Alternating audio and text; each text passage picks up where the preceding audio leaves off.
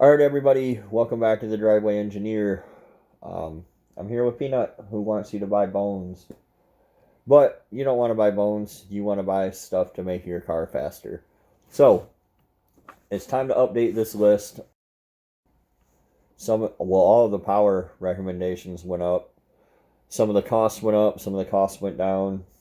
Time marches on, things change. So, let's kind of go over the basic outline of blueprints and cheat codes for your build. But if you don't know where to start, because there's so many people saying so many things, get a tick cam, get a BTR, whatever. This is for those people. So phase one went up a little bit, and really because it should have kind of had a spread every time. Should have had a spread last time, and it didn't. Phase one went up a little bit because the cams got a little bit better. Summit introducing their Summit cams really kind of changed the game a bit. So you start with your stock junkyard Facebook Marketplace. I still have Craigslist in here. Some people are still using it, but whatever. Let go, offer up. I don't care where you get it from. Your 4.8, your 5.3, your 6.0, your regular Gen 3 junkyard LS motor. I put the cost of them at like $250 because I can get them any day of the week for that already pulled. Whatever you pay doesn't matter. The cost isn't in here. It doesn't matter. But just know that the more stuff you're doing to your junkyard engine while you're at it, the longer it takes to even get into the good stuff here. Again, I use the stock truck return style rails. I don't use the single line like everybody likes with the Corvette regulator. I don't use those.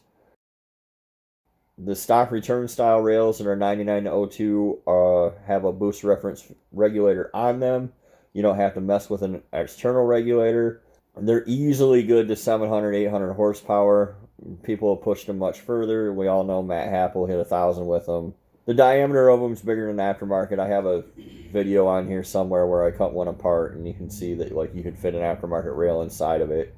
The crossover is the restriction, but it's fine. You just add more pumps. If you can fit the stock truck manifolds, I would use the stock truck intake too. The TBSS is getting a lot of attention lately, and what people tend to overlook is the fact that the Trailblazer SS intake requires the Trailblazer SS fuel rails, crossover, injectors, an adapter to run your throttle body, and then you need an aftermarket fuel pressure regulator for it too if you're doing a power adder. So it adds up to a lot more than that $100 cost of the intake itself. I still use this Kemso 340 liter an hour pump. The one in both of my trucks are running fine. A bunch of other people are out there running fine. They're $25 on eBay. I think I paid $28 for the last one. It doesn't matter. Kemso, it's the way to go.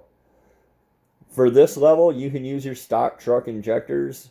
If you just have to have a little bit of a bump, the 8.1 liter injectors and the flex fuel injectors are both larger.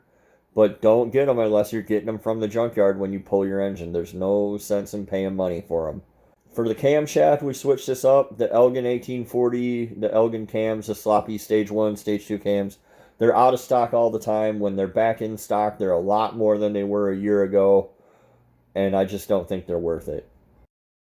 If you're going NA and you know you're staying NA forever and you just know that's the truth, the Summit 8707 is the way to go. You can still use your stock push rods and everything with it. Pac 12 19 springs, they're only $10 more than 18s, but it's got a more aggressive profile than the Elgin cam. It needs a little more spring pressure to control it, really.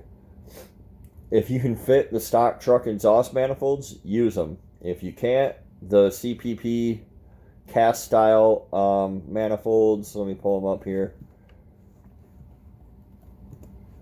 They're all over eBay, and I say CPP, but a bunch of companies make them. See, these are $250, these are $225. That cast style of manifold, you don't need the header. It's fine. You can use the header if you want. I'm using headers. I quit using the Parker push lock hose, and I'm using this Sunroad braided stuff off of Amazon now, and that's working fine. Let me see here. This is what I'm using. They sell 2 different colors. Daryl has it. I have one color for the fuel and one color for the transmission fluid, and it's working great. The total of this, if you just buy everything on the list, is $665 over top of what you're paying for your engine and your manifold and everything. So, not too bad. Phase 2, we bumped that up a bit, and this varies depending on, if you have a 6-liter, obviously you're going to make more power than if you have a 4.8. But a 4.8 still, like 520 horsepower is a good time. So I know a lot of people just want to come, they've been playing Need for Speed and they want to come out of the gate swinging for the fence, and I want 1,000 horsepower, and you're crazy. I used to recommend the GT45 all the time, and I know it's inefficient and I know it's large, and I just didn't care, because for $165, how can you beat it? You can get 14 PSI out of the thing and make 500 horsepower. Well, now the 7875 that was the darling and the apple of everybody's eye, these are all over eBay for $220 now. And I know that VS Racing and what's that other? I can't think of the name of it. Can't think of the name of the other company. On3 sell these for like $350, $400. But they're all over eBay for $228. So that's probably the way I would go now. I would skip the GT45 and just go straight to the 7875, which is going to carry you all the way to 700 horsepower. For a cam, if I were going turbo, I would start with the 8706. It's ground a little bit differently on the exhaust side. And you can start out NA with a turbo cam and it'll run fine. You won't make 25 horsepower and get beat by Hondas. It's fine. It's just not going to make as much NA as an NA cam. Another big change, though, is the Turbo Hot Parts log manifolds. Again, they're on Amazon. This is a cast log manifold, and you don't have to do anything but put it in and go faster. So you get good plug clearance. This will clear your AC. Log manifolds again and again and again are what I recommend. If you're not going to take your factory manifolds and flip them around and weld V-bands on them and do the pipe work, just buy a log manifold. Quit trying to mess around with these up and forward stupid twin turbo manifolds that require you to run right angle pipes and everything else and hit everything. These log manifolds don't hit a thing. You have clearance for everything you need. You'll make plenty of power. There's plenty of plug wire clearance here.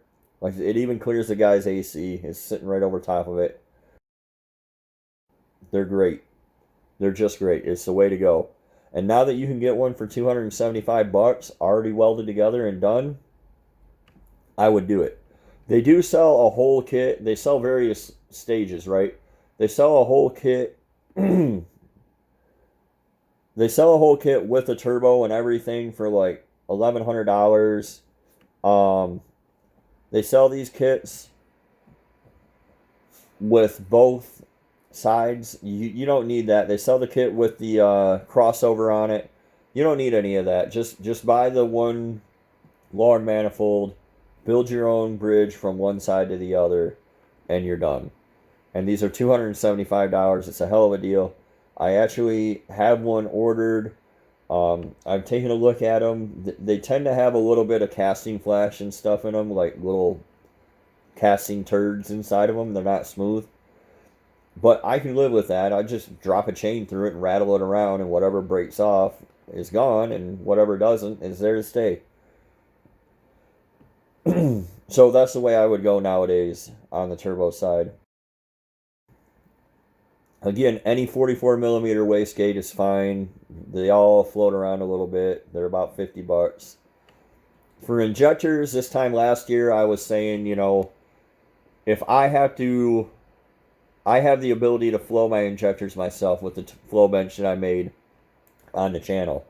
If you're sending them out to have somebody else flow them and you need to do 2 or 3 sets to get to a set that's matched, then you run up over a couple $100 pretty quick.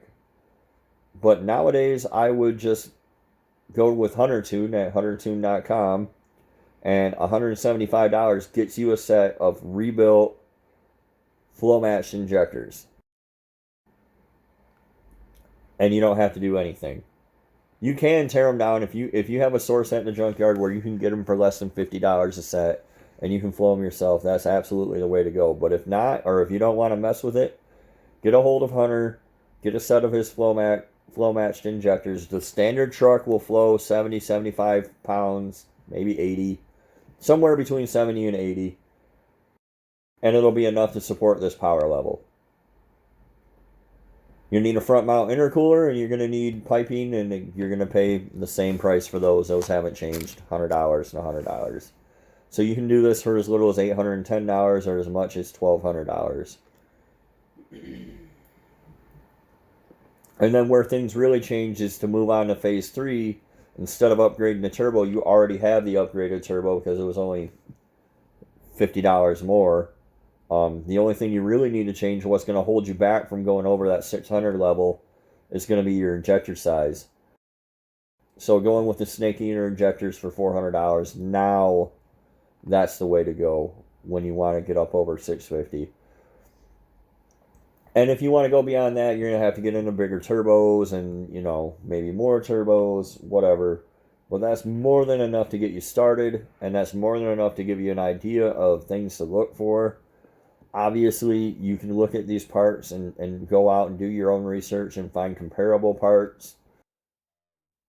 This is just basically the cheat code so that you know where to start and where to look and what to do. So hopefully that helps, and hopefully you guys will hit the like button and subscribe button. And I will see you guys in the comment section or on our Facebook group at The Driveway Engineer. And we'll see you next time.